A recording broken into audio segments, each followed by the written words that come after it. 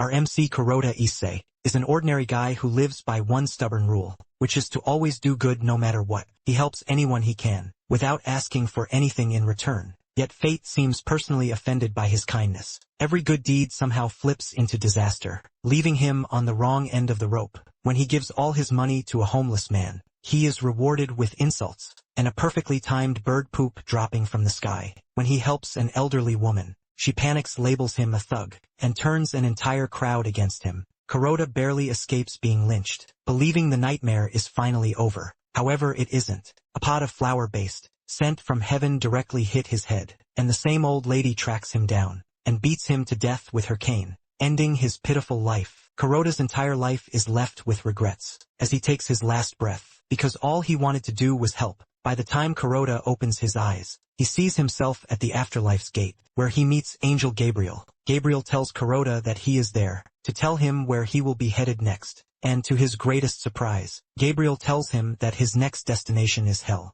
Kuroda screams out in pain and frustration, as he bangs the floor, asking why he spent his whole life doing good, only to be rewarded with hell. It then dawns on Gabriel that Kuroda is saying the truth, and some things are not adding up. He immediately decides to look into the matter, and he whips out a scale. This is when he figured out that there had been a design flaw, because Kuroda's karma was actually inverted. Kuroda is shocked and confused by this, and Gabriel explains to him that every living thing possesses karma energy. Basically, the more good deeds one performs, the more energy surrounding the person shifts in a positive direction. This then increases the likelihood of good things coming back to the individual. However, this is not the case for Kuroda, because all the good things he has done have generated negative karma. Gabriel then mentions that this is the cause of his misfortune, thanks to the fact that he has done a lot of good things. Gabriel lets him know that his karma is currently in the worst state that it can, and to put it into perspective, it is worse than that of a heinous criminal. Kuroda is stunned when he hears this, because this means he's going to get the ultimate punishment. Gabriel confirms this, saying he is destined to suffer eternal agony in hell. But then he tells him not to worry, because he never abandons those who are under his protection. Being the nice angel that he is, Gabriel assures Kuroda that he is going to find a solution for him. Gabriel then shows him the worlds of the universe, and one of them is Earth, but he tells him that he can't return him to his original world, since magic doesn't exist on Earth. In addition, he can't bring back the dead on Earth, which leaves him with just one option, and that is sending him to a totally different world. To help his case, Gabriel tells him that he is going to help him find a world where someone like him exists. He takes a quick search, and Gabriel picks a world with multi-dimensional magic. Gabriel spots a mage who just tried a forbidden spell, which killed his soul. However, his body is still alive and empty. Gabriel then tells Kuroda that he is going to send him into this body. Kuroda is confused by this, but Gabriel urges him to calm down, assuring him that he will understand everything soon enough. In addition, Gabriel tells him that he is going to give him a small gift as compensation for his inverted karma. This turns out to be ultimate karma, which displays on a status window right in front of Kuroda. The information on the screen tells Kuroda that for every good deed he gains 100 luck points, and these luck points are temporary. Gabriel then instructs Kuroda to find the white mage, because he is the only one with the magic to return Kuroda to Earth. Even with this, Kuroda is confused about what to do, and Gabriel tells him that he also doesn't know. Gabriel mentions that he is not allowed to interfere with the things that are happening in the universe. Nonetheless, Gabriel wishes him good luck, hoping that luck stays on his side this time around. As Gabriel sends him off, he offers his sincerest apology for what he has gone through. Korra's soul passes through the astral portal, and when he opens his eyes, he finds himself in the mage's body. Kuroda is surprised and impressed that he actually got a second chance at life. Now that he is on his second play, he remembers that his mission is to find the white mage, so he can return to Earth and live a normal life. Kuroda stands up and walks to the mirror, and he is impressed with his new badass look. He is in the middle of this when he hears a loud noise behind him. He walks over to investigate, and what he sees sends a wave of shock through his body. There are thousands of monsters standing in front of him, chanting "Long live the Black Mage." And while he is still trembling from this, a goblin appears behind him, telling him to put on his cloak. The goblin then tells the monsters to cheer for the strongest man in history, who has never performed a good deed in his entire life. basically the Black Mage, is known for committing the worst atrocities in the world, which is why he is known as the incarnation of evil itself. Because Kuroda cannot process what he is staring at, he runs back inside and shuts the door. His first instinct is to run away, because he doesn't know what he is doing. Among monsters suddenly, the goblin from before appears beside him, asking him if he is alright. Kuroda almost faints from the dude's sudden appearance, and he demands to know what he wants from him. The goblin then introduces himself as Grut,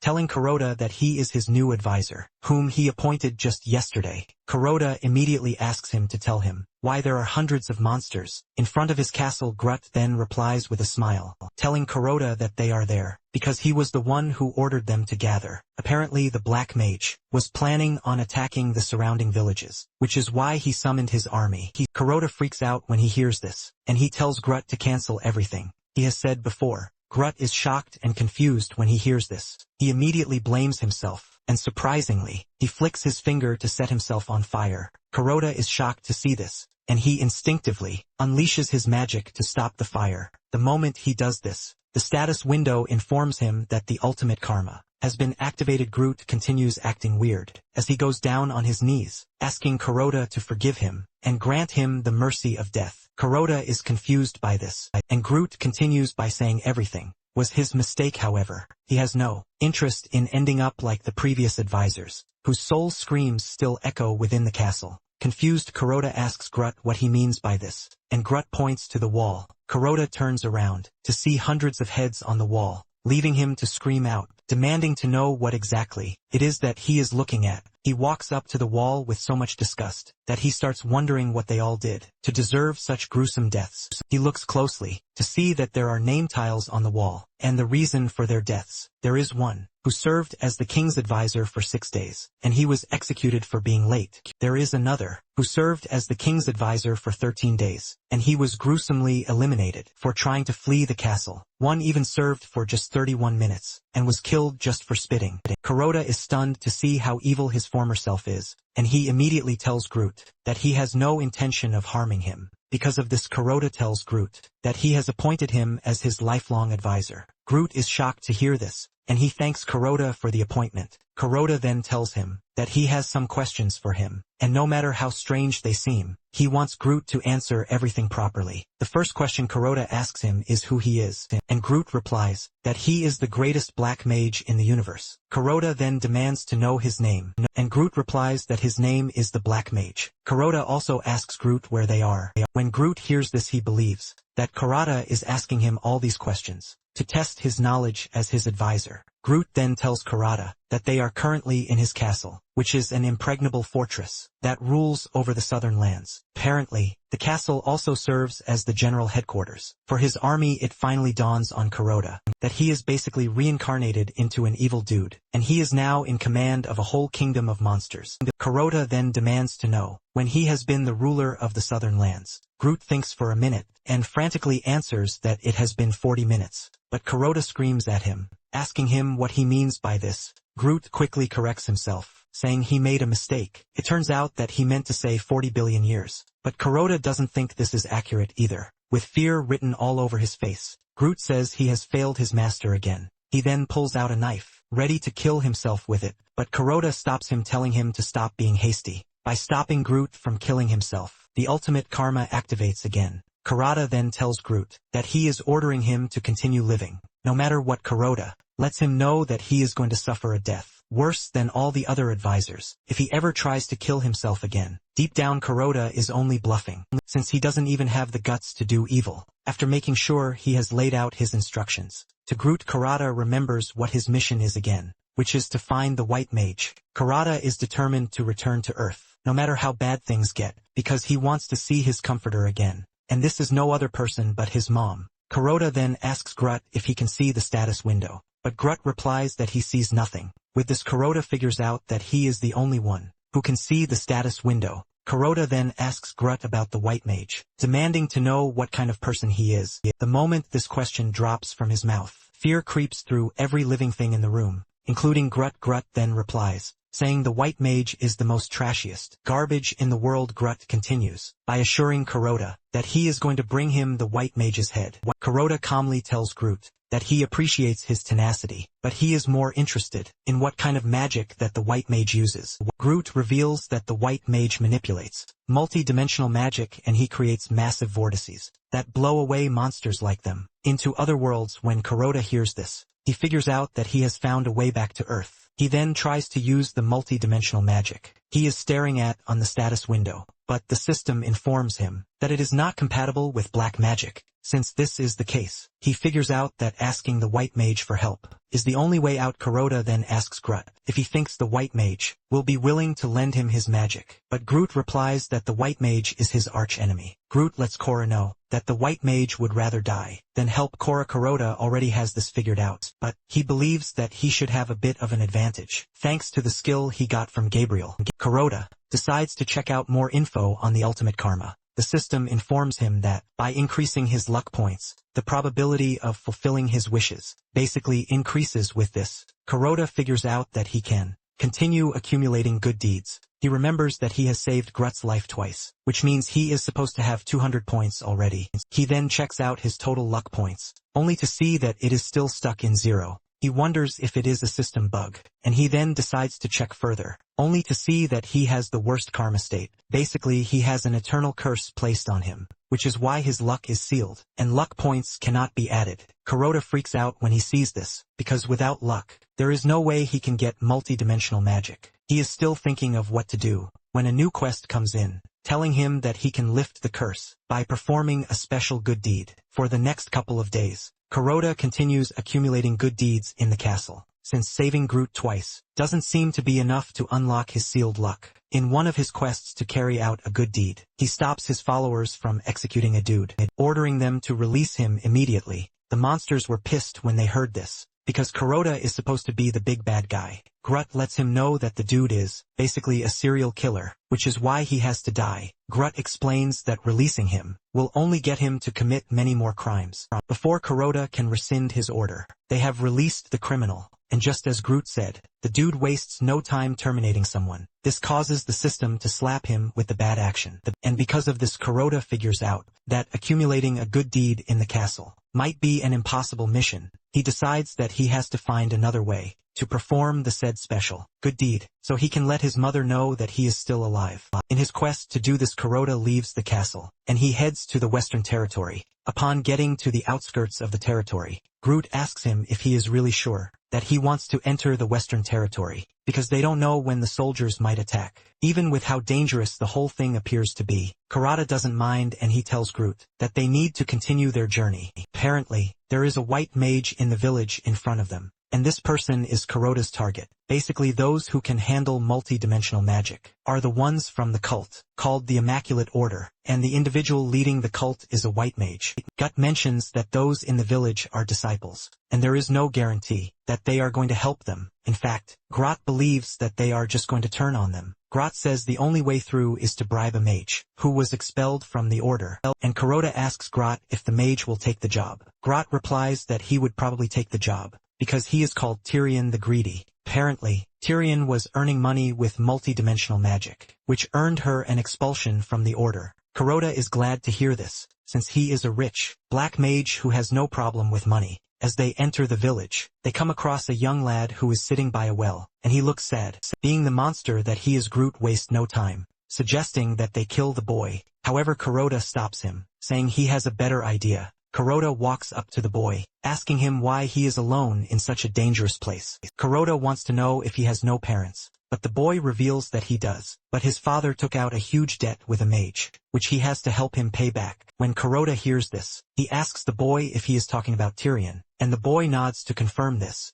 Kuroda then asks him if he knows where Tyrion is, and the boy replies that everyone is currently watching Tyrion's show at the tavern. Kuroda then tells Groot that it is time they leave, but before then he has something he has to do. Groot immediately assumes that Kuroda wants him to chop the boy into tiny pieces, but Kuroda stops him, saying he is fine. Kuroda then reaches for his money pouch and brings out a gold coin. He gives the gold coin to the boy, which immediately counts as a good deed. The boy almost passes out from excitement when he sees the gold coin, But Kuroda doesn't seem satisfied, since the system didn't really take what he did as important. Groot, on the other hand, is also surprised that his master is giving a human a gold coin. Kuroda immediately misinterprets what Groot said, by assuming that the one gold coin is not enough. Kuroda then decides to hand over the entire money pouch to the boy, leaving the boy the happiest person on the planet. Groot freaks out when he sees this, as he continues to ask himself why Kuroda would do such a thing. Even with this, the seal on Kuroda's luck remains intact, which means everything he just did is still not enough. On the other hand, Groot is questioning all his beliefs,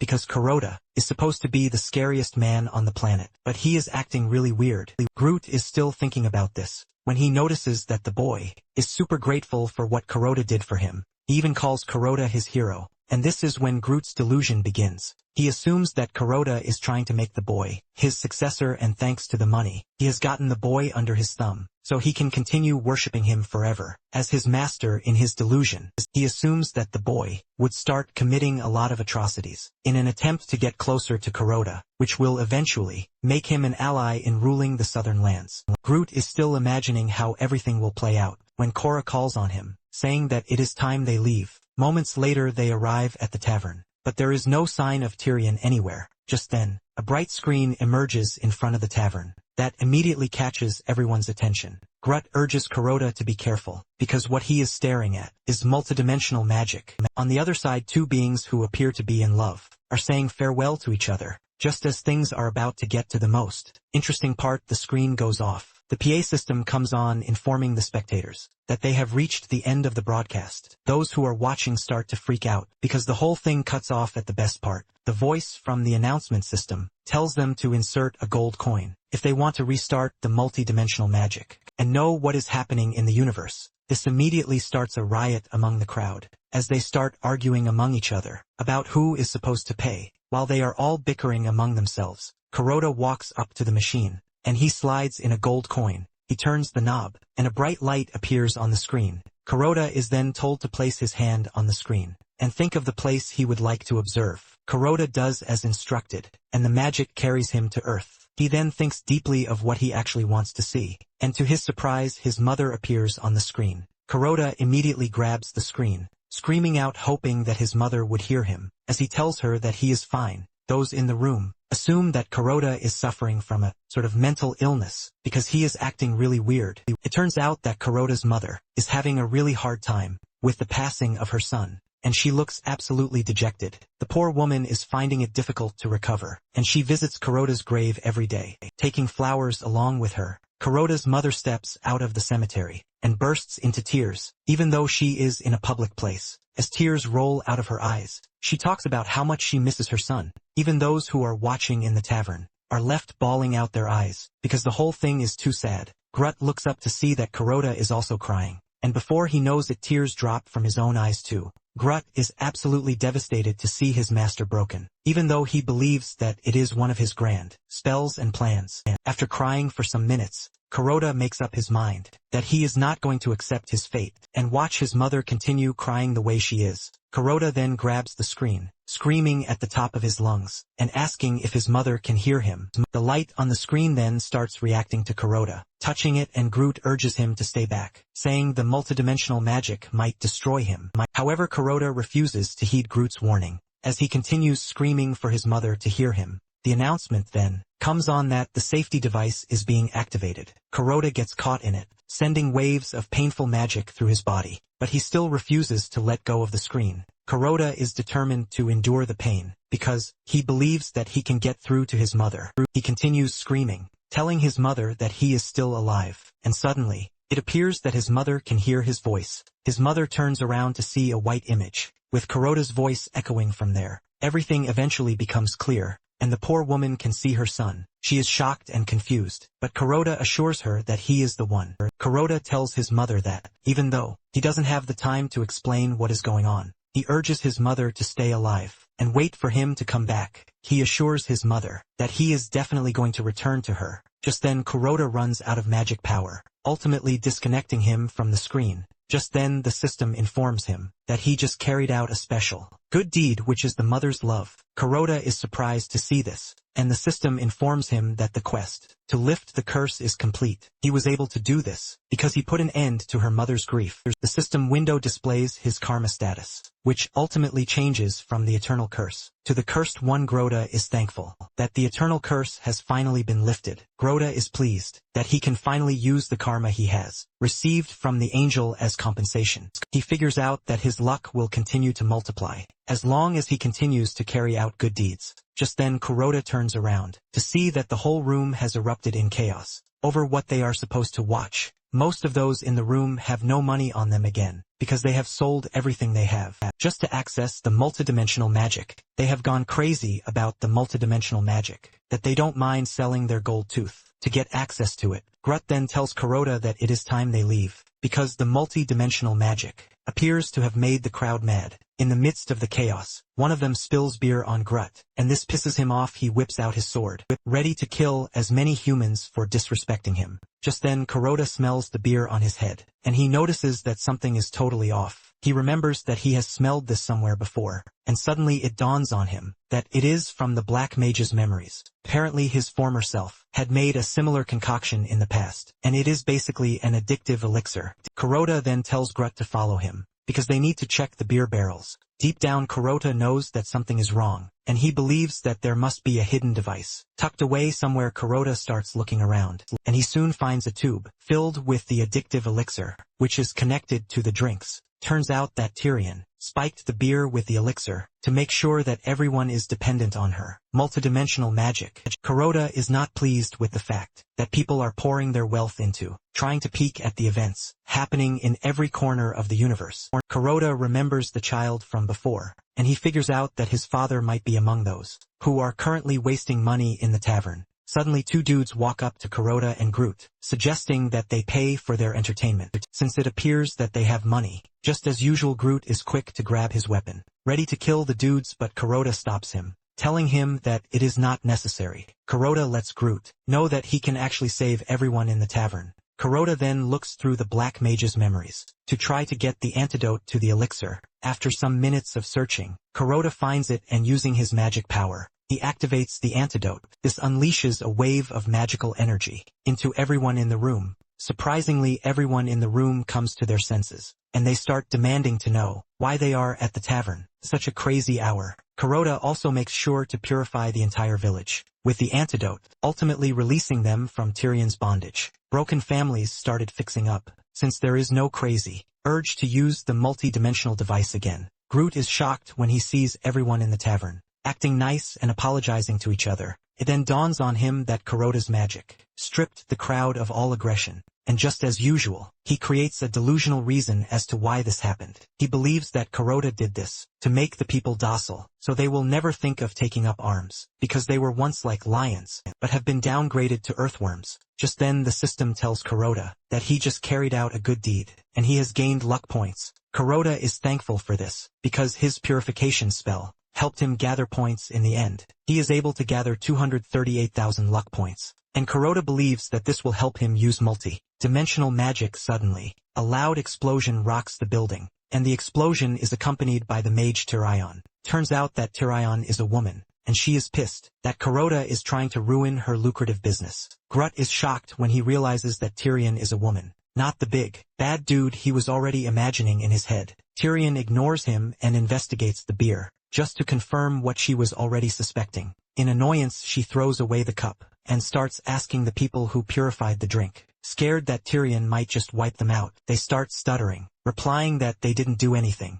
Tyrion then looks around to properly assess the situation. Before pointing to Kuroda and Groot, she is still talking about how she hasn't seen the two around. When she notices that they have destroyed the elixir bottles already, she casually walks up to Kuroda, asking him if he is a part of the Immaculate Order. In addition, she wants to know if exiling her was not enough for the Order, and they are now planning to throw her in a cell. Suddenly Kuroda finds himself standing in the middle of a magic circle, and before he can react, Tyrion activates it, releasing a burst of fire. Instead of panicking, Kuroda remembers that he has seen something like this in the Black Mage's memories, and it is called the Flame Circle, With no time to waste, Kuroda goes with his gut, and he throws a gold coin to his right. Kuroda is surprised that he did this, which basically meant he was acting based on his intuition. Just then the ultimate karma comes on, and Kuroda is told that he has just 3 minutes. The gold coin ends up breaking a water tap, which spills water everywhere, ultimately quenching Tyrion's fire. Tyrion is shocked, but the same thing can be said for Kuroda too. Kuroda realizes that he subconsciously triggered magic, just like when he saved Groot's life. Kuroda is still trying to understand the situation. When Groot takes off his cloak, because it is on fire however, he totally forgets that he is in the midst of humans, and this basically exposes the fact that he is a goblin. The crowd goes nuts when they see Groot, and they start screaming, while demanding that Groot be killed, because he is there to steal their harvest. However, Kuroda steps up, to protect his subordinate from the angry crowd. Kuroda takes off his cloak, and this is when it dawns on them, that the person in front of them is the infamous Black Mage. Immediately they discover this. They all make a run for it. Even Tyrion is shocked to see the Black Mage at such an awful place however. Tyrion has no intentions of running away, because the bounty on Kuroda's head is 100 billion gold coins. Tyrion believes that she can take on Kuroda, because she heard that the Black Mage was weak. When he was in the order to Tyrion, she sees herself as a filthy rich lady already, as long as she is able to take down Kuroda. At the same time, Kuroda knows he has no chance, since he hasn't mastered the black magic just yet. Since it has come to this, Kuroda figures out that he just has to bet everything on luck. Kuroda then acts tough, walking up to Tyrion and telling her that she is definitely a formidable opponent, but she lacks a little focus. This catches her attention, which causes her to be oblivious to what is happening around her. By the time she understands the situation, there is a fire brewing in the room already. Kuroda wastes no time, grabbing Groot and moving with instinct. He jumps through a small window, which leads directly into a tank. Just as they land in the tank, the room is engulfed in fire. When the flames calm down a bit, Kuroda slowly lifts up the tank lid. To assess the situation, he plans to escape the area. While the smoke is still active, after the two exit the tank, they try escaping, but it turns out that the fire didn't kill Tyrion. In fact, she is more pissed than she was some minutes ago. This time around, Kuroda realizes that he is in a big mess, because his luck has just 1 minute to run down the clock. He figures out that he has to make a move in 60 seconds to take Tyrion down. Kuroda then employs his usual tactics, reminding Tyrion that he is so powerful that he didn't even need to use his powers against her. Kuroda then asks her if she thinks she has a chance against him. This ends up riling her up and unleashing her fury, while telling Kuroda that she is going to make him see why she is not supposed to be underestimated. Just as the fireball is about to hit Kuroda in the face, he trips and falls, helping him escape being barbecued by Tyrion. However, Tyrion is not done with him yet, because he has created a big magic circle, with the sole aim of annihilating Kuroda. At this point, Kuroda has just 5 seconds left on the clock, and just as Tyrion's final spell hits, Kuroda escapes with 1 second left on the luck clock. Tyrion watches in horror and dismay that she wasn't able to get Kuroda, even with everything that she did. Tyrion ends up falling to her knees, since she has exhausted all of her strength. With no strength to move again, Tyrion believes that she has reached the end of the line, and she is about to die suddenly. The flames die out, and when she looks around, she realizes that Kuroda just saved her life. However, Grodd is not in agreement with this, because he wants them to leave Tyrion to suffer a bit more inside the flames. He basically tells Kuroda that humans are more delicious when they are roasted to medium rare. Kuroda ignores Groot's complaints and walks up to Tyrion, telling her that he has no intention of leaving her behind. Suddenly Kuroda finds himself staring into one of the Black Mage's most important memories. Kuroda sees the Black Mage amidst destruction, and he is holding someone dear to him. Turns out that the Black Mage was unable to save this person, and he screams out in agony as he hugs the lifeless body of his loved one. Kuroda is so engrossed in the Black Mage's memories that he forgot that he was holding Tyrion, just the same way the Black Mage held his loved one. Suddenly he feels a soft lip locking with his, and when he opens his eyes, he sees Tyrion kissing him. Kuroda is shocked, demanding to know what Tyrion is doing. Tyrion looks absolutely innocent, as she replies that she thought this was what Kuroda wanted from her. Kuroda lets her know that she has everything wrong, and he was only motionless because he was lost in thought. Tyrion then tells Kuroda that she is ready to do whatever he wants, because she is not ready to die yet. Kuroda understands where she is coming from, and he lets her know that he has no intention of killing her. Kuroda stretches his hand to Tyrion, asking her to follow him because as things stand, he needs her power without hesitation. Tyrion holds Kuroda's hands, and Kuroda tells Groot that it is time that they leave. Not long after this, the system informs Kuroda that the ultimate karma has ended, and all luck bonuses have also been consumed. Kuroda is not surprised because he already knows that he is going to exhaust his power. In addition, his luck points have returned to 0. Kuroda then figures out that his luck powers are temporary because of the Cursed One's status. However, he is convinced that there is a quest somewhere that can fix this. He checks out the Cursed One's info and realizes that he is that way because he has committed too many atrocities. Not long after this, they arrive at Tyrion's home. What she told them is not something fantastic. However, Kuroda begs to differ because her house is a freaking mansion, standing alone in the middle of nowhere. Upon entering, Kuroda is almost blinded by all the jewelry in the house, and Kuroda demands to know if Tyrion has been funding her lifestyle with the villagers' money. Tyrion quickly clears the air, saying she did no such thing, while revealing that the house was passed down to her by her parents. However, Groot is not one to believe such blatant lies. Once they have settled down, Kuroda tells Tyrion that he needs her multidimensional magic because he has to go to another planet. Tyrion speaks out rashly, saying Kuroda must have gone mad, and Groot wastes no time holding a knife to her neck, urging her to watch her mouth. Tyrion then explains what she means. She reveals that she is just a weakling who doesn't have the power to send Kuroda between worlds. Tyrion mentions that sending someone to another planet requires a vast amount of multidimensional mana,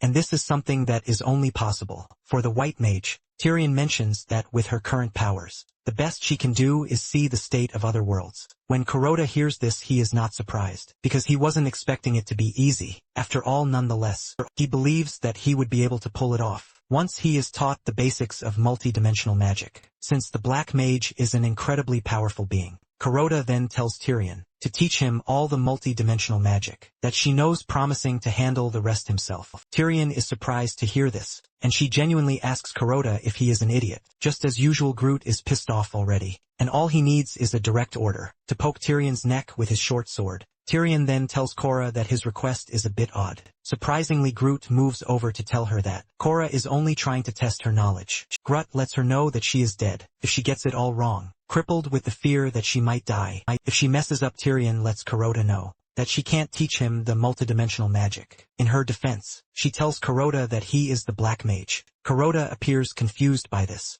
and Tyrion explains that there are two types of magic in this world. There is the white magic and there is the black magic. Apparently, the more one learns one side of the magic, the more the other side becomes unusable. It then dawns on Kuroda that, since he is a master of black magic, he has lost what it takes to practice white magic. Tyrion confirms this and then adds that multi-dimensional magic is the strongest spell among all white magic spells. Tyrion lets Kuroda know that he has reached the pinnacle of black magic, which makes multi-dimensional magic totally impossible for him to wield. Moments later, they hear a loud noise outside, and they stand up to investigate. They stand by the window, only to see an angry mob outside the mansion, threatening to kill Tyrion. Groot freaks out when he sees this, and when they take a closer look, they realize that the villagers are not alone. Tyrion almost shits her pants when she realizes that the mages that accompanied the villagers are from the Immaculate Order. To make it worse, the White Mage is with them, and just the mere presence of the man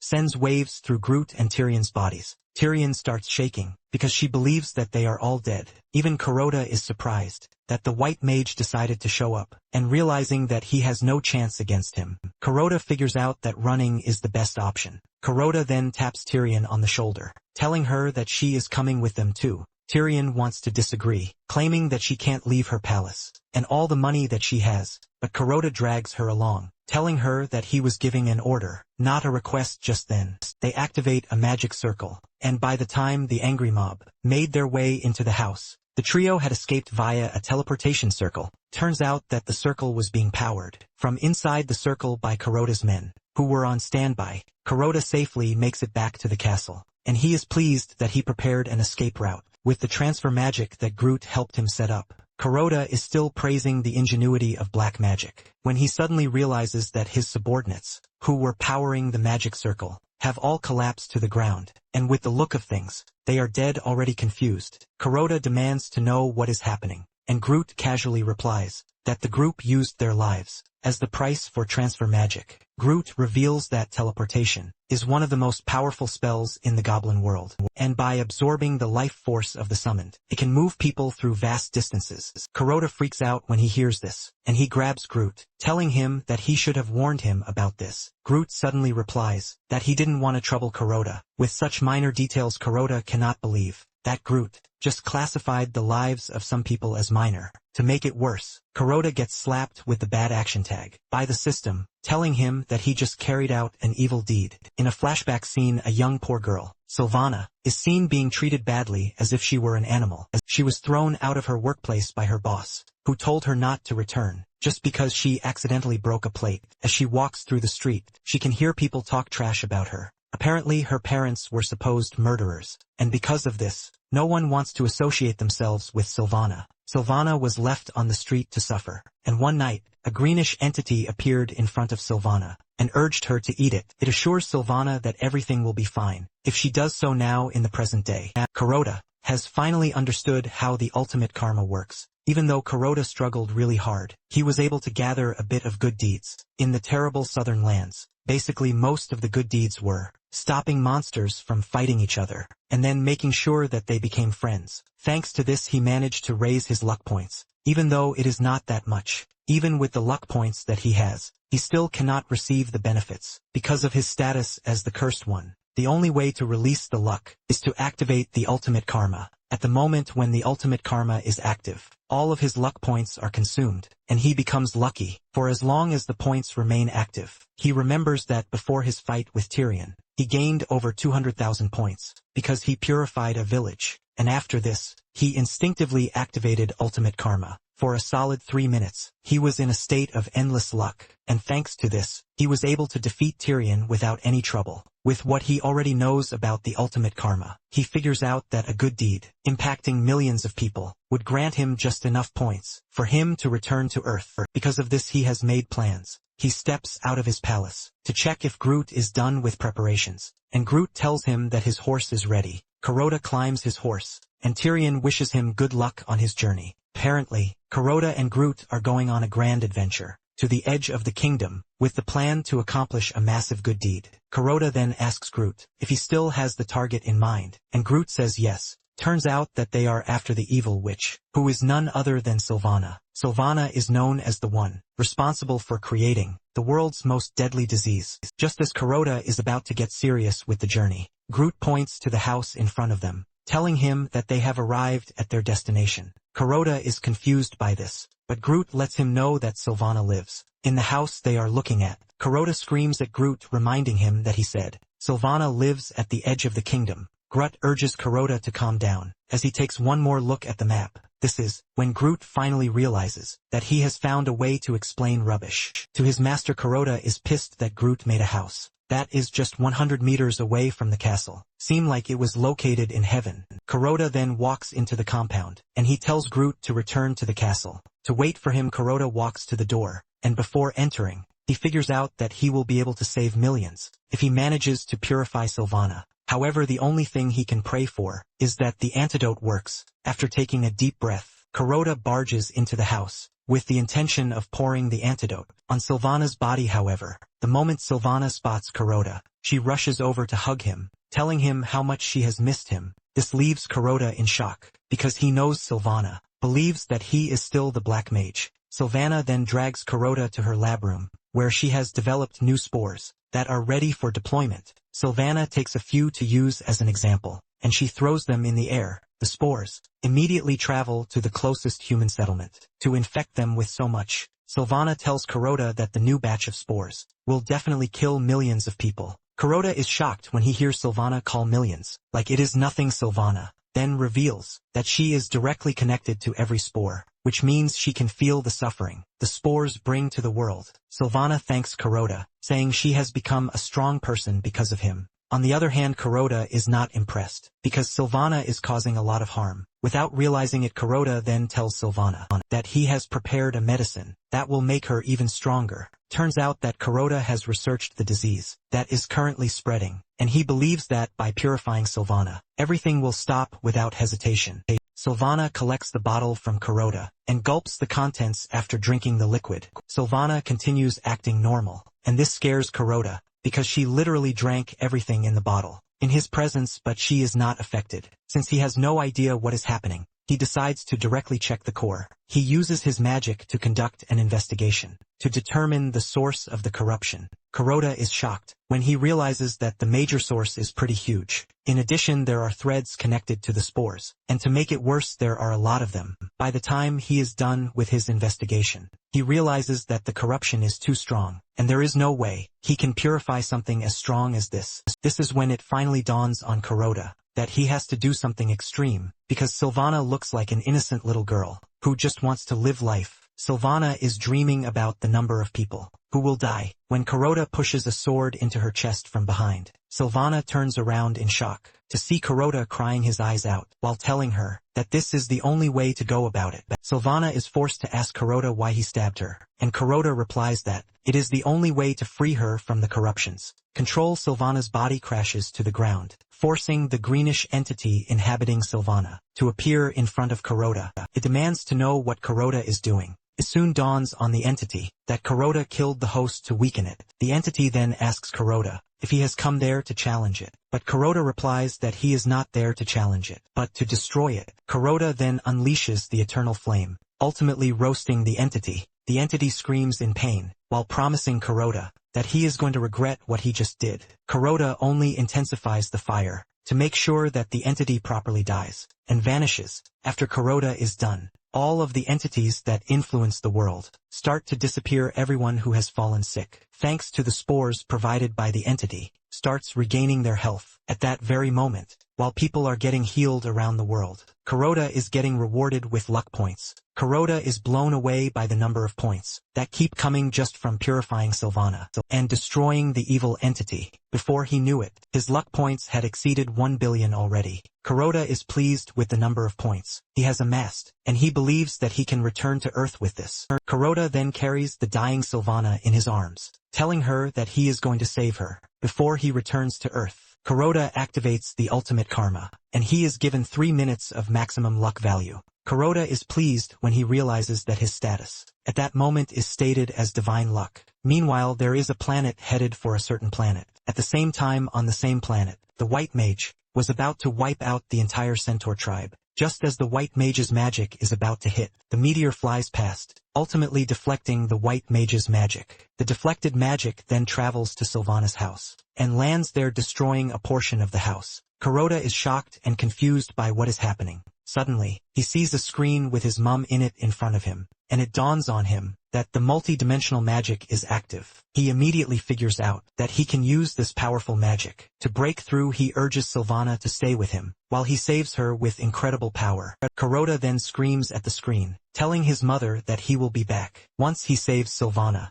He tries reaching his mother just like before, but the magic is too strong this time and he fails to break through with her dying breath. Sylvana tells Kuroda that there are things that cannot be changed in this world. She lets him know that these things are constant already, even if he holds all the luck in the world. Apparently, one of these things is that he cannot use white magic as long as he is a black mage. Another thing that is impossible to do is to bring back the dead. And after saying this, Sylvana finally dies. Kuroda holds her closely, with tears dropping from his eyes. Kuroda refuses to accept the reality, and while he is still sobbing, Sylvana's soul appears in front of him, telling him that she has seen everything. She tells him that she has seen his power and destiny, and the fact that he has been forced to make some really painful choices. Sylvana then tells Kuroda that he might be sad, but he should take comfort in the fact that he set her free. Sylvana mentions that it was never her intention to hurt anyone, because all she wanted was to be loved. Sylvana lets Kuroda know that she is grateful for everything,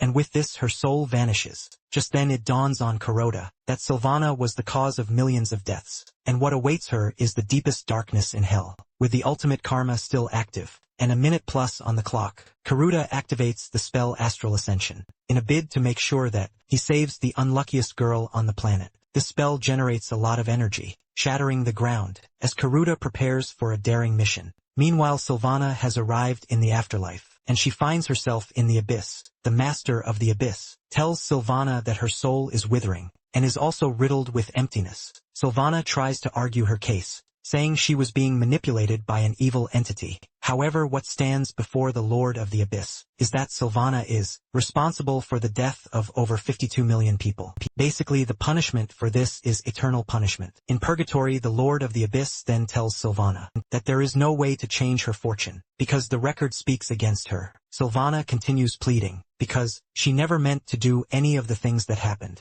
Sylvana believes that she is being judged unfairly, but the Lord tells Sylvana to wipe her tears, because no help is coming for her anywhere. The messengers of the abyss start to gather around Sylvana, ready to drag her away. Suddenly, a bright light hits the area, and it turns out to be Kuroda. He grabs Sylvana and whisks her away. Before the dark messengers can get to her, the Lord of the Abyss is pissed that someone dared intrude on his kingdom. He immediately orders his angels to go after Kuroda and Sylvana, and at this point, Kuroda has just 1 minute left. Fortunately for Kuroda and Sylvana, the dark angels can't touch them, because the ultimate karma is still protecting them. However, the dark angels are not to be messed with, as they easily catch up to Kuroda. At the same time, at the summit of the highest mountain in Purgatory, Sisyphus is in the midst of his eternal ordeal. He is seen pushing a large boulder to the summit, and just as he is about to reach the top, he slips, causing the boulder to fall off. The dark angels are about to grab Kuroda, when the boulder appears, just in time to crush them and send them down,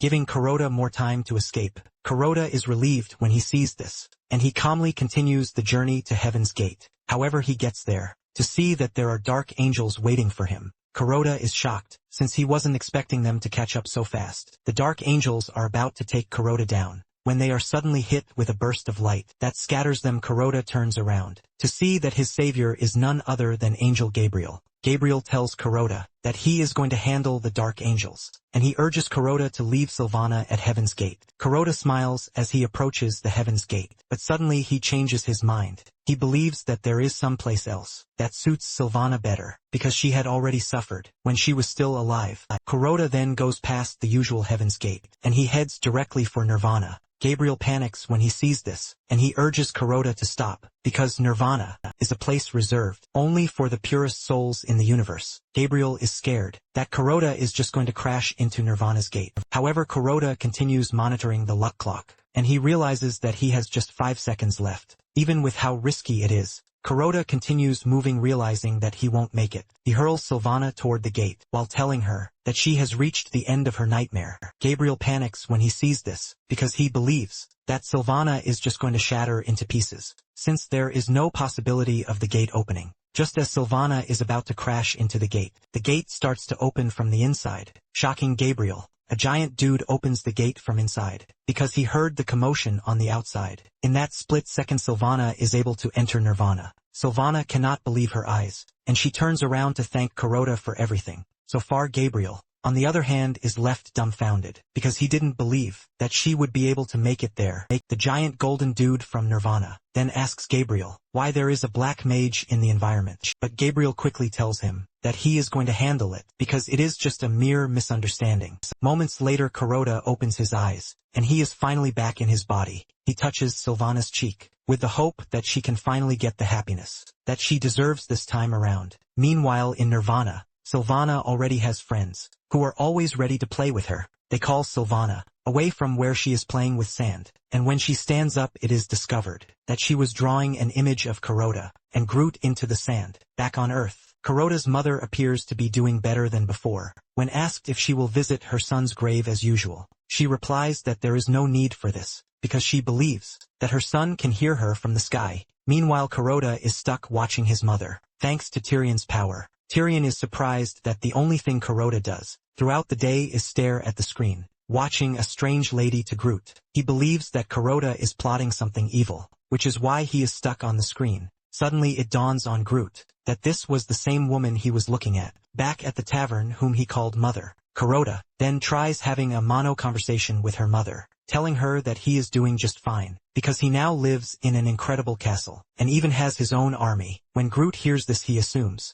that Kuroda is exchanging military intelligence. Thanks to what Kuroda is saying, Groot concludes that the mother is the one who taught Kuroda everything he knows. Without wasting time, Groot concludes that Kuroda and Mother are putting together plans to conquer the universe. Groot then runs to the screen to pledge his allegiance, assuring Kuroda's mother that he will always serve her. On the other hand, Turin has a faint idea of what is going on, but she decides not to ruin Groot's delusion. Later on, Kuroda thinks about how tough the situation is, because he has been on the damn planet for a couple of months, and he has no way of returning home, even though he can now see his mother from afar. Later on, Kuroda enters the projection room to find Groot watching his mother on his behalf. Groot looks so excited doing this, and Kuroda thanks him for the sincerity. Deep down, Kuroda believes that there is a solution to his problem, since the Black Mage was once a part of the Immaculate Order. Due to this, he is convinced that there will be a way to change him back to a white magic user.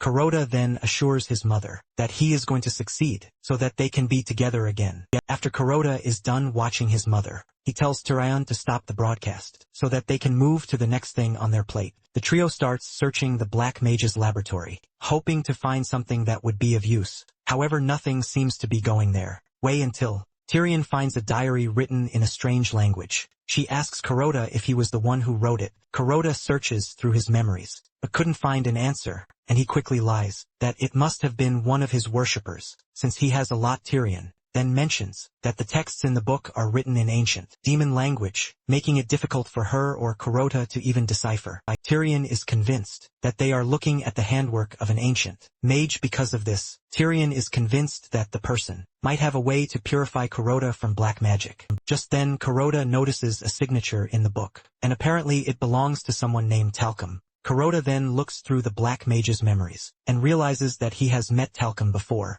Kuroda mentions that Talcum is a goblin, and he immediately calls on Groot to ask him if he knows anyone named Talcum. Groot suddenly replies that Talcum is one of the strongest goblins around, because he is a mage. Apparently he is the chief of the Drogal tribe. Kuroda is glad to hear that Groot knows him well, and he asks him if he can lead him to Talcum. Groot is surprised to hear this, and he lets Kuroda know that his clan doesn't really get along well with the Drogo tribe. Kuroda quickly assures Groot that nothing will happen to him as long as he is with them. Not long after this, the trio arrives at the Drogo tribe, and they are given a warm welcome, thanks to the Black Mage's memories. Kuroda realizes that he has been to the location plenty of times. Sitting on his throne is Talcum, and he looks pretty dangerous. Just as reported, he soon gets off his chair to welcome Kuroda and his attendants. He is surprised that Kuroda brought a white mage, but he is utterly disgusted when he notices Groot, a half-goblin, with Kuroda. To him, half-goblins are only good for chores and nothing more. Talcum then asks Kuroda why he has come to his domain. Kuroda then replies that he came because he needed his knowledge. Kuroda comes clean, revealing his plan to cleanse himself of black magic. Talcum is surprised to hear this, and he asks Kuroda why he would do such a thing. Kuroda simply replies that it is a long story, but it is imperative that he gains the ability to use white magic. Talcum then assures Kuroda that he can make a purification elixir for him. However, there is a condition that needs to be met. To complete the elixir, apparently, an extremely rare ingredient is required, and this ingredient is the body of a white mage. Talcum suggests that they begin the process, since Kuroda already has a white mage with him. Tyrion almost faints when she hears this, but Kuroda steps in, telling Talcum that Tyrion is out of bounds, because she is his mage. In addition to this, she has been exiled from the Immaculate Order. Nonetheless, Kuroda assures Talcum that he is going to bring him what he needs in the near future once they are both in agreement. Kuroda prepares to leave,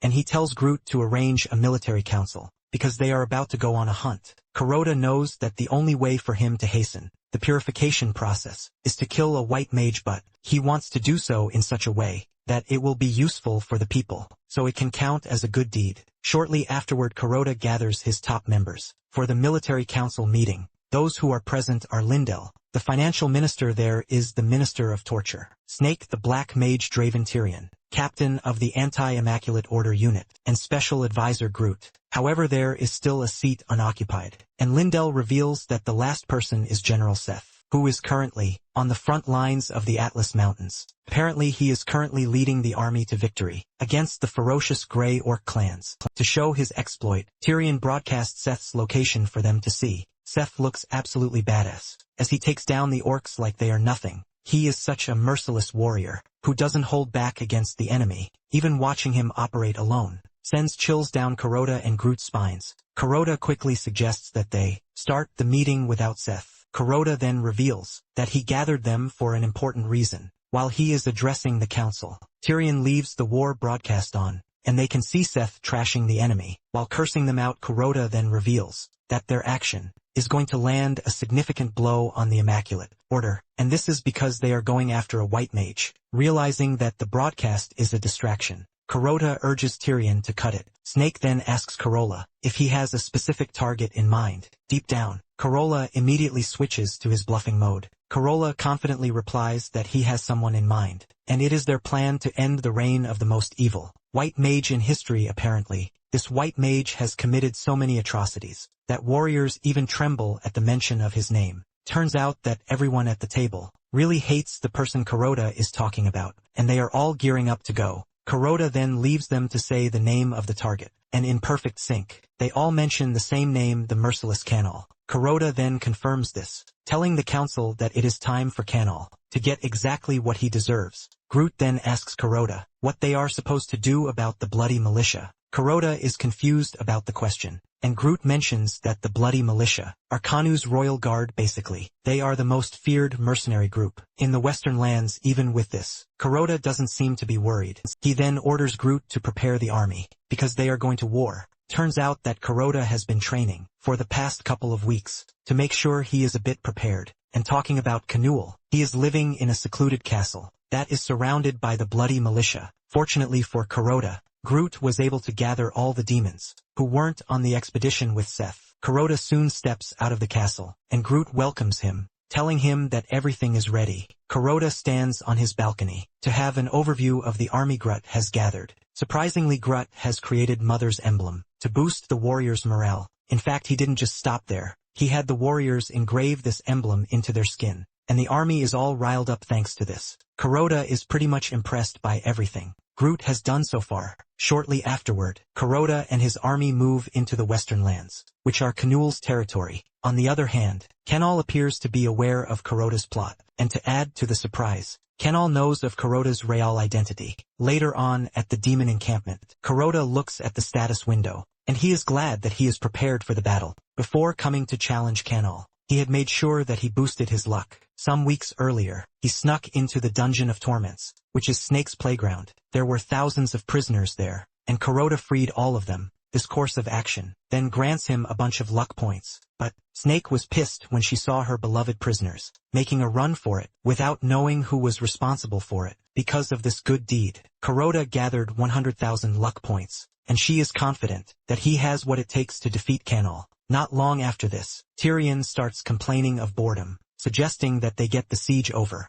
Tyrion is worried that Groot will not come through, but Kuroda assures her that Groot will deliver. Just then Groot appears from underground, holding 2 pieces of drilling equipment. Turns out that Groot has been able to dig a tunnel that leads straight to Cannon's castle, and with this, they will be able to bypass Cannon's defensive network. Groot is proud of himself, and he mentions that drilling is a goblin's specialty, which made it easy for him. They are still celebrating this when Snake comes forward to tell Kuroda that they have a problem. Apparently, the Bloody Militia already attacked the forward base. Basically, Canul is the first to make the first move. This immediately tells Kuroda that they need to get down to their plan as fast as possible. Kuroda orders Groot and Tyrion to follow him, so that they can infiltrate. Using the tunnel, Kuroda lets Snake know that she is in command of the army until he comes back. He urges her to drive back the blood-stained militia, and Snake gladly accepts the responsibility. Basically, Snake has been eager to cause some destruction since she lost all of her prisoners, and this happens to present the best opportunity. Once they are in the tunnel, Groot leads the way, with a torchlight attached to his helmet. Moments later, they emerge at Canol's residential district, and they are covered in mud. Since Canol's room is at the top of the tower, Kuroda and his advisors make a quick run for it, hoping to end everything before Canol even knows what hit him. Upon arriving at Kano's door, they barge into the room expecting him to start shaking. However, Kano remains calm, and he even has a drink in his hand. Kuroda confidently tells the dude that his reign of terror is over, but Kanul calmly replies that he was already expecting something like this, which was why he prepared beforehand. Suddenly Kuroda and his advisors get trapped in a cage. However, Kuroda doesn't think this is a big deal, because she is confident that such a small cage cannot do anything to him. Kuroda then tries to use his magic, but to his surprise, mana refuses to come out of his hand. This is when it dawns on Tyrion that they are currently in a force ceiling prison. Basically anyone trapped inside is completely stripped of their magic. Canal laughs out loud because Kuroda got everything right. Tyrion then mentions that the cage is a supreme relic, which belongs to the White Mages. Canal confirms this, saying he stole it when he was expelled from the Immaculate Order. Tyrion then tells Kuroda that they are screwed, because they are at Kano's mercy. Since this is the case, Kuroda then tells Kano to kill him, and Kano accepts the request. Canal wastes no time cooking up an attack spell, and he hurls it right at them. Kuroda then activates the ultimate karma, granting him infinite luck. Just as the attack is about to hit, a chandelier crashes down, blocking the attack. Canal is shocked when he sees this, and Kuroda mocks him for messing things up. Canal is pissed that things didn't go his way, and he decides to take things to the extreme. Canal then activates the multi-dimensional magic to show Kuroda's mother while revealing the fact that he knows his true identity. Canal reveals that he has been observing Kuroda for a long time. Apparently he has a bat watching all of Kuroda's moves. Kinal says he saw Kuroda staring at his mother every day, and this is when it finally dawns on him that Kuroda is not from this planet. Kinal laughs wickedly, revealing his plan to target Kuroda's mother. Grut is surprised to see that Canal actually saw through Kuroda's secret. However, Tyrion urges Kuroda not to panic, because only the White Mage possesses the multi-dimensional magic that is powerful enough to cross worlds. She is confident that Canal can't possibly get his hands on Korra's mother. This is when Canal finally reveals that the seizure prison is not the only thing he stole from the White Mage. Canal reaches into his pocket, revealing what else he stole. Since Tyrion is conversant with these kinds of things, she is confident that he knows what it means. Tyrion panics when she sees what Canal is holding in his hands. Apparently it is called the Phial of Passage, and it contains the blood of the White Mage. Whoever drinks the blood can temporarily cross between worlds, and the phials were supposed to have been destroyed. Kunal laughs wickedly as he reveals that one of the phials remained intact. He then drinks a portion of the blood, which immediately grants him access to the portal. Just as he is about to cross to the other side, he tells Kuroda to say his farewell, because once he is done killing his mother, he is coming back to kill him. Fear grips Kuroda and he screams at Kanul, begging him not to touch his mother. However, Kanul ignores him and walks straight to his mother. At the same time, Kuroda is wondering why the ultimate karma is not doing anything about what is happening. To make it worse, there are only 28 seconds left on the clock. Desperate, Kuroda grabs Tyrion, telling her to help save his mother. Even though she is willing to help, Tyrion reminds him that her current self cannot handle the multidimensional magic powerful enough to cross worlds. However, Kuroda keeps screaming at her, urging her to help him. Kuroda is so broken that he falls to his knees, urging Tyrion to help him out. Suddenly Tyrion feels something shift inside her. In no time she finds herself on Earth. She looks around and sees Kuroda when he is still young. Just as expected, Kuroda was a sweet kid who was working hard to buy his father a chocolate bar. Apparently his father is in a tough state, but Kuroda was willing to help. After buying the chocolate bar, he places it in his father's bicycle carrier. This initially counted as a good deed for him, but because of his negative karma, everything ends up turning out for the worse. His father gladly took the chocolate bar, and he headed out to work, but he ended up getting crushed to death right in front of Kuroda, while he was still waving to his father. Even Tyrion is traumatized when she sees what happened to Kuroda as a kid. Not long after this, Kuroda's father is laid to rest, but he runs away from the procession, blaming himself for what happened to his father. He then runs into Tyrion, whom he starts begging to help save his mother, because she doesn't want her to die because of him. Tyrion smiles at young Kuroda, assuring him that she's going to help him. By the time Tyrion returns to her normal self, she starts feeling a surge of power inside her. Even though she doesn't fully understand what is happening, she is sure of one thing, which is the fact that she can now do what Kuroda is asking of her. Tyrion's eyes start to glow, shocking Kuroda, and Tyrion ultimately activates the supreme multi-dimensional magic once she opens the portal. She urges Kuroda to go through quickly, because she can't hold it for long. Kuroda tries to use the portal, but unfortunately, he is rejected because of his black magic constitution. Without hesitation, Groot offers to help, and he dives through the portal. Canol is about to get to Kuroda's mother, when Groot appears out of nowhere, and kicks him right in the face, sending him flying into a car. Groot immediately jumps in front of Kuroda's mother, declaring his determination to protect the woman. The surrounding humans make a run for it, when they see a goblin spawn out of thin air. On the other hand, Kuroda's mother remains motionless, and Groot urges the woman to calm down, telling her that he is the Black Mage's advisor, who has been sent to protect her. Groot also lets Canol know that any attempt to touch Kuroda's mother will cause them to cross paths. Canol finally gets back on his feet, and he laughs at Groot, telling him that all he needs is a little blood. Back in the cage, the luck timer runs down, leaving Kuroda totally powerless since he is useless. He calls on Tyrion to cross dimensions to help Groot, but by the time he turns around, he realizes that Tyrion has passed out already, because she exhausted herself. With this, Kuroda realizes that the only person he can rely on is Groot now on Earth. Canol is pissed at the fact that Groot is stressing him. He raises his hand ready to tear him apart with magic, but he is surprised when nothing happens. Groot makes fun of him, telling him that there is no magic on Earth, which means they are left with their physical strength. Groot then makes the first move, and he dashes at Canol with his two swords in hand. He tries stabbing Canol, but Canol easily blocks his attack with his own sword. Canol then cuts Gut in the chest, before sending him flying into the distance. Gut crashes hard into the wall, leaving a cloud of dust. Canol then walks up to Kuroda's mother, with the intention of killing her, because Kuroda invaded his lands. Canol raises his sword to cut Kuroda's mother, but the woman protects herself by blocking the attack with the car's door. Kanu is impressed that the woman is acting strong, but at the same time, he is disappointed that Kuroda's mother is pretty weak. Canol is having a laugh when the woman blinds him with a pepper spray, causing Kanan to scream out loudly. While Kanan is still screaming and crying about his eyes, Kuroda's mother screams at Groot, telling him to wake up. This voice sends echoes through Groot's head, and his subconscious self reminds him that he has to stay strong for his master because Kuroda is counting on him. Groot finally comes back to life, and the woman throws a telescopic baton to Groot, telling him to use it. Groot catches the baton and leaps toward Canol with full strength. Canol tries blocking, but the sheer strength of the baton causes him pain. To make it worse, Groot is pretty fast too. Just then, Kuroda's mother throws the pepper spray at Groot, telling him to use it too, since he has no knowledge of what it is. Groot hits the can, ultimately shattering it. Kuroda's mother is left in shock, because this is not what she meant, but the deed is done already. The pepper spray scatters everywhere, affecting both Groot and Canol, causing them pain. However, Canol is the first to recover, and he angrily kicks Groot to the ground. Canol then creates another portal, ready to leave with the aim of returning later. When he is more prepared, he brings out the file and drinks some of the stored up blood, so he can cross through even though he is beaten up. Groot is not ready to give up. Suddenly Groot turns around to see Kuroda's mother driving toward him. At full speed she avoids crushing him, and she grabs him, helping him grab onto the car. Before Canol knows what is happening, he sees a car running towards him at full speed, with Groot standing on top of the car.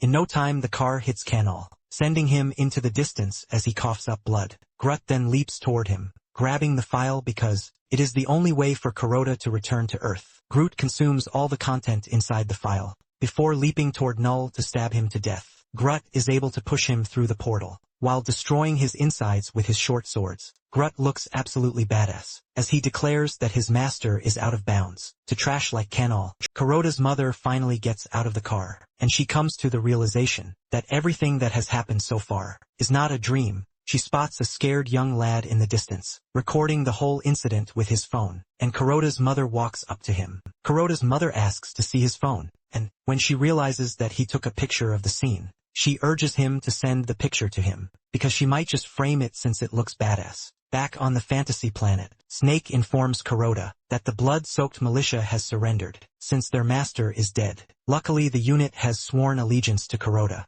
Kuroda is impressed with Snake's tenacity, and he commends her. He then gives her one last task. He tells Snake to take Tyrion back to the castle, so she can recover, since she exhausted all of her magic. Just then Kuroda addresses his army, and he lets them know that they are able to achieve victory because of one particular individual, and this person is none other than his special advisor, Groot. The whole legion screams out when they hear this, as they cheer for Groot. Kuroda then kneels in front of Groot, thanking him for his help. while also calling him his friend. After this, Kurata tells Groot that it is time they head to Talcum's palace to deliver Kanal's body. However, Groot is too dumbstruck to move for a couple of minutes because he can't believe that Kurata actually called him his friend. Groot ultimately declares that he is having the best of his day. Not long after this, they arrive at Talcum's place, and they are given a grand welcome. Just like before, Kurata drops Kanal's body on the floor, telling Talcum that he has what he needs for the elixir. Talcum is impressed when he realizes that Kurata actually went after the toughest opponent and was able to defeat him. Talcum commends Kurata, saying his reputation speaks for itself. Kurata then asks Talcum if he already has everything he needs for the elixir, and Talcum confirms this. However, he urges Kurata to give him a few hours to complete the elixir, which will rid Kurata of the black magic within him. Kurata is surprised that Talcum is asking for nothing in return, and Talcum replies that being able to save a friend is sufficient reward for him. Talcum then orders his special goblin squad to take Kanal's body to his laboratory so that the preparations can begin. Later on, Kurata and Groot are seen walking through Talcum's palace. Kurata is excited for the purification to be complete, so he can finally access the multi-dimensional magic. Kurata then mentions the goblins from earlier, talking about how tough they look. Groot confirms this, saying they are called the Four Calamities because they are the most powerful warriors of the Drogal tribe. Apparently, their names come from the sound of bones being crushed by their jaws. Groot reveals that the Drogal tribe has brought most rival clans under their control, making them the strongest among the goblins. However, Groot boasts about his own clan, saying that they are different, which is why they are an exception. Suddenly they hear a kind of noise from one of the rooms behind them. The two then decide to investigate, but upon entering they find no one inside. Kurata refuses to believe that there is nothing in the room, and he activates his magic to reveal whatever is being hidden in the room. Groot quickly figures out that they are in Talcum's office. He believes that there is going to be a hidden passage somewhere, and thanks to Kurata's magic, he is able to pick out the triggering mechanism, which is a book. Just then, the access to the secret passage reveals itself, and Kurata tells Groot to follow him. However, he urges him to be careful, because he can sense an incredible amount of black magic coming from the basement. Moments later, they arrive at the basement to find something gruesome and totally unexpected. In the basement are hundreds of goblins being put under inhumane experiments to change their constitution. Groot is left dumbfounded when he spots a female goblin that he knows, and this discovery sends a chilly feeling down his spine.